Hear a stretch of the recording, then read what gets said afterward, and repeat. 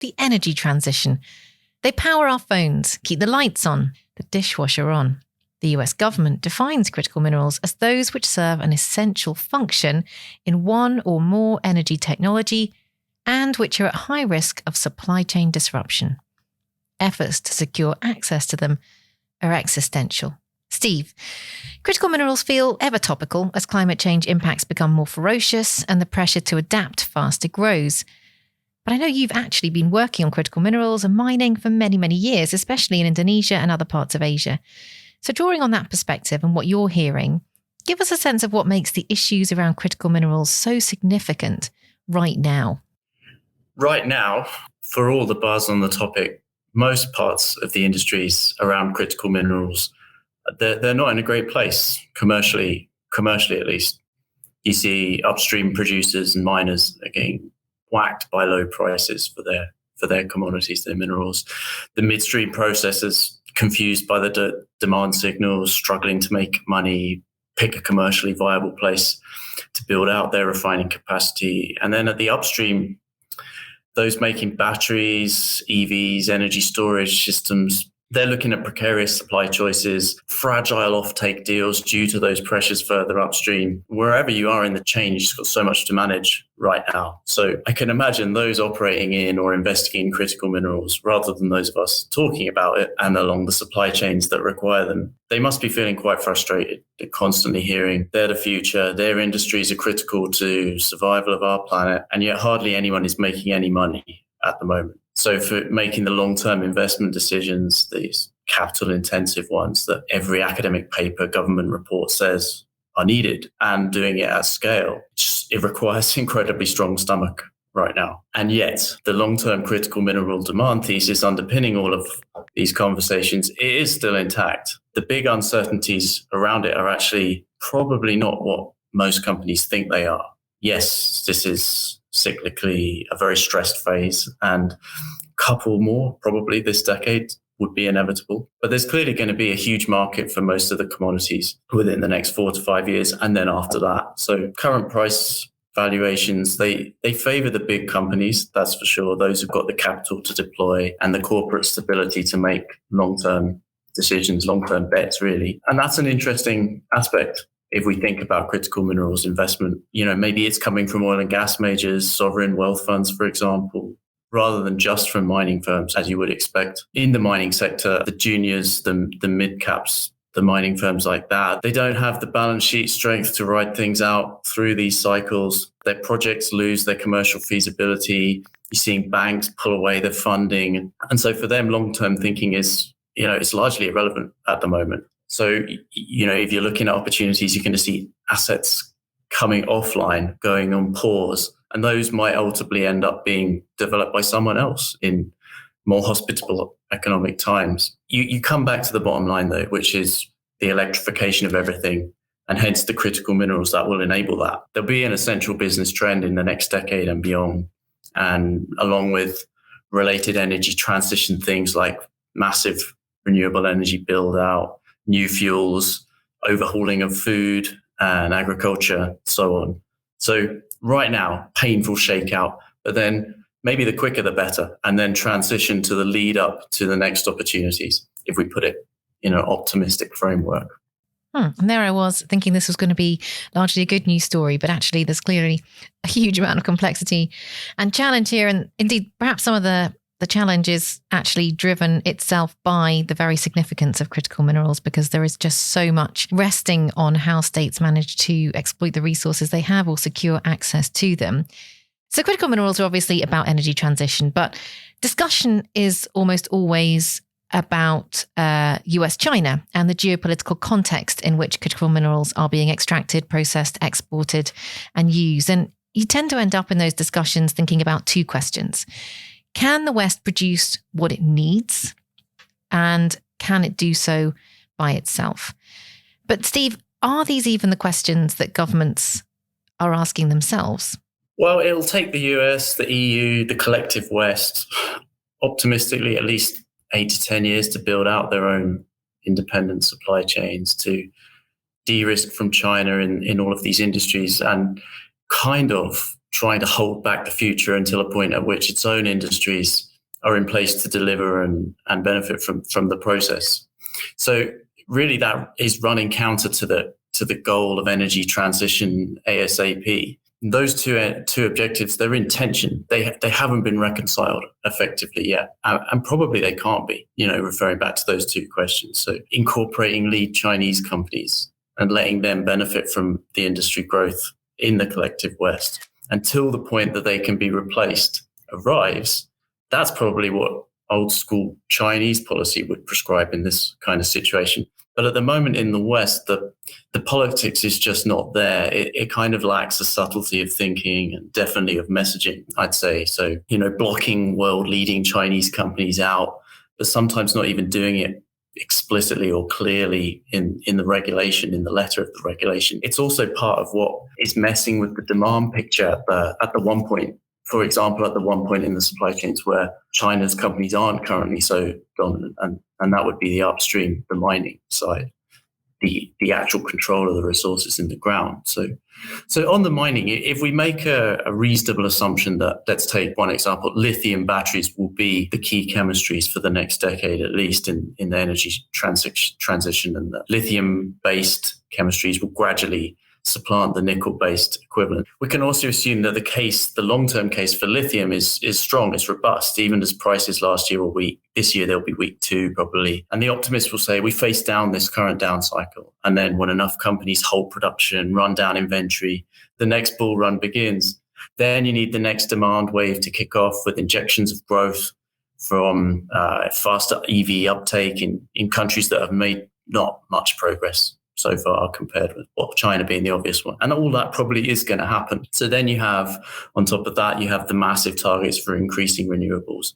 And in many countries, as the local grid infrastructure, it's not there. It can't absorb all of that new renewable capacity. So to avoid that waste, to avoid curtailment, you build energy storage systems, basically massive batteries next to your wind or your solar plant. And there you've got another big driver for critical mineral demand.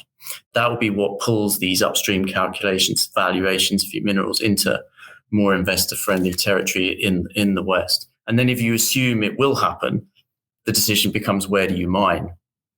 Hard decisions, chasing subsidies, anticipating geopolitics trends, dealing with national regulations, navigating the fluctuation in your cost curves, which you don't have control of in many cases. So there aren't really easy decisions if your end goal is building up your own China-free supply chain, I guess we call it. So look even at the tier one mining jurisdictions. Like look at the backstory to the M&A frenzy in Western Australian lithium in the last 12 months.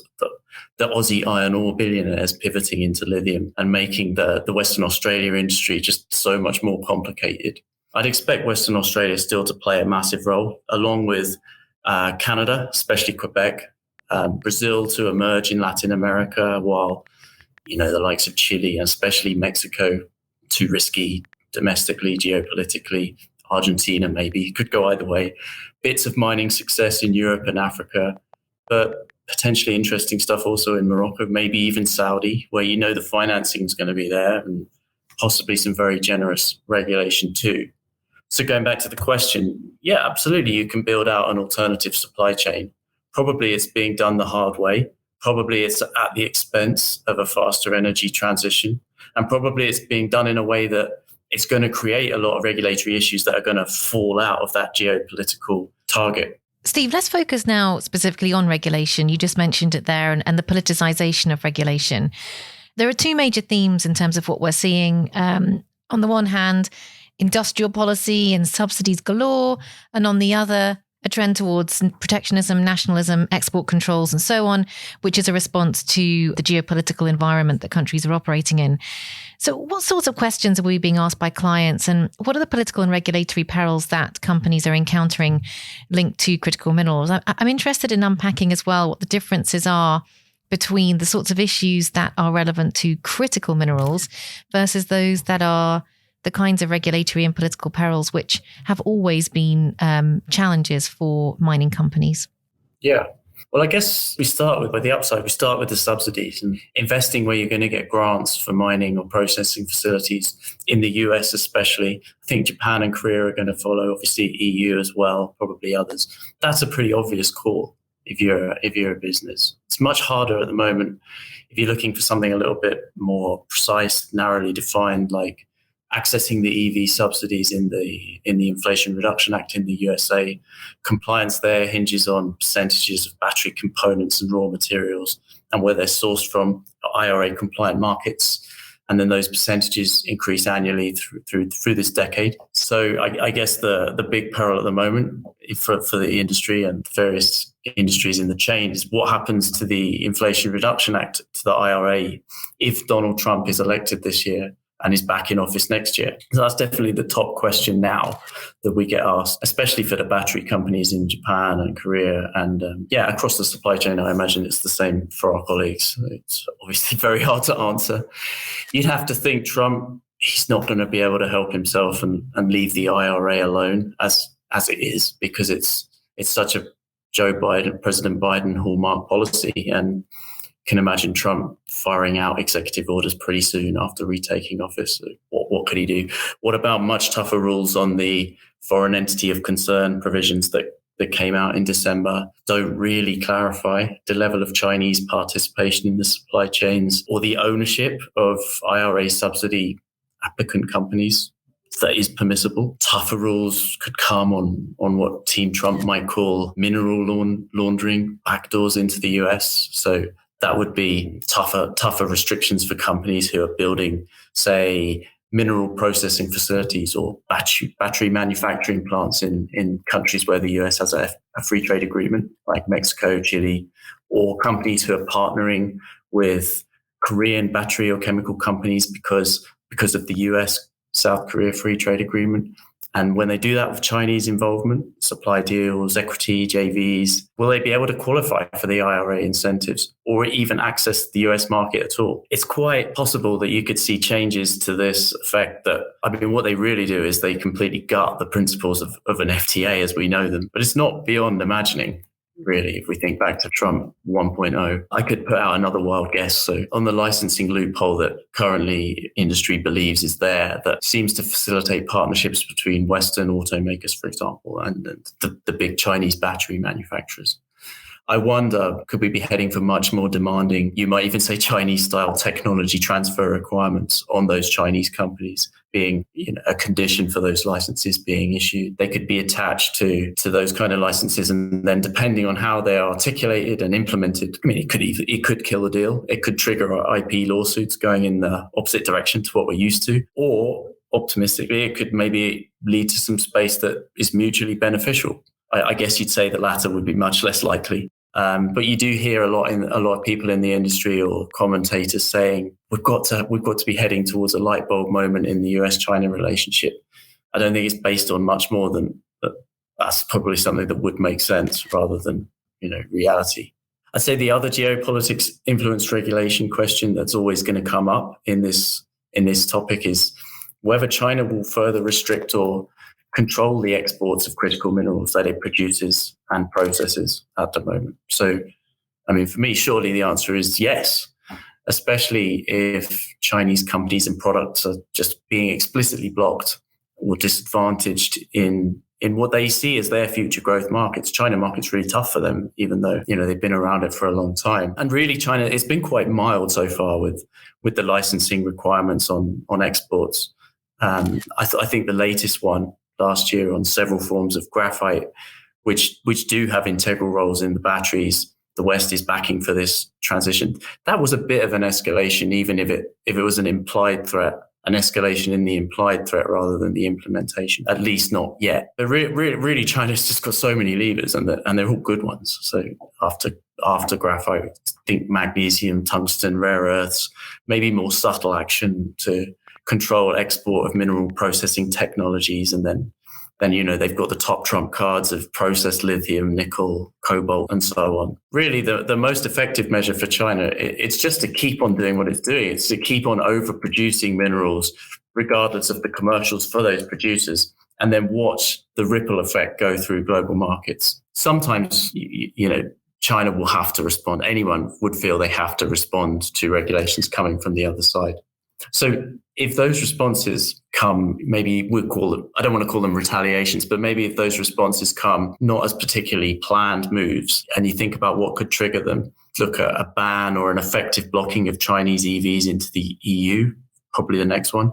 Maybe the US raising tariffs on vehicles imported from China to 40, 50%, some kind of red line thing like that, which you'd hope wouldn't happen because obviously it's better for consumers to have access to affordable, high quality EVs, but also for the critical mineral industry as a whole, because hitting that next wave of mass EV adoption is what that industry really needs, and the investors in it above all need. And the sooner the better. I mean, granted, unless you're a Western automaker, perhaps. Though it's hard to see the IRA or any other regulatory measure offering them anything more than temporary shelter. So as a last point, probably beneath these, kind of existential regulatory risks are like you said, like the more tangible ones, the ones we've seen for years in the mining industries, kind of the more likely ones as well. So where every country with some minerals thinks they need a downstream refining industry, so they start blocking their ore exports, or because the industry has become this kind of famous strategic thing, they think better insert some SOEs or some state equity demands into these projects and these contracts. All of it will boil down essentially to contract security, contract stability. It's just not going to be very strong almost anywhere through the next stage of the energy transition. And you see political leaders, maybe they're going to start looking at Indonesia, geared up now to provide maybe 65, 70% of global nickel by 2030. And then those leaders see the various export policies that Indonesia introduced over a decade ago as a massive success. I remember the years of legal issues, arbitration, brinksmanship, when those policies first came out. And I can't see now, when we're all cognizant of those minerals and their critical role, I can't see any other countries being able to repeat the Indonesia playbook today, or at least to emerge from this initial business dogfight to attain what Indonesia has done with nickel. Almost none of the Indonesian nickel will be IRA compliant, by the way, but that isn't going to be enough to help the non-Indonesian mining industry, nickel mining industry, which is what is probably the one that's hurting most at the moment because of the quantities getting to market from Indonesia. Carbon intensive nickel, it may be, but the operational costs elsewhere next to those in Indonesia, just rendering many of those countries' industries uncompetitive. And we're seeing projects getting stopped, jobs getting lost, valuations falling fast. Australia is really hurting, but others will too. And going back to regulation and the way out of this, here, it's demand again. But for nickel particularly, it's not just nickel, but particularly for nickel, we feel it acutely now. There needs to be some kind of regulation to induce a price bifurcation, some price recognition for minerals produced with stronger environmental standards. So IRA non-compliance, it's a bit of a drop in the ocean. You've got the carbon border adjustment mechanism, the CBAM in the EU. That could be more significant once it's phased in and if it's implemented. But wider pricing differentiation is what the producers need, and no doubt what they're lobbying for in Australia, where it will come in Canada and others as well. Nickel's longevity in battery chemistries, it might take us beyond that discussion for nickel, but it's pricing, probably something coming. One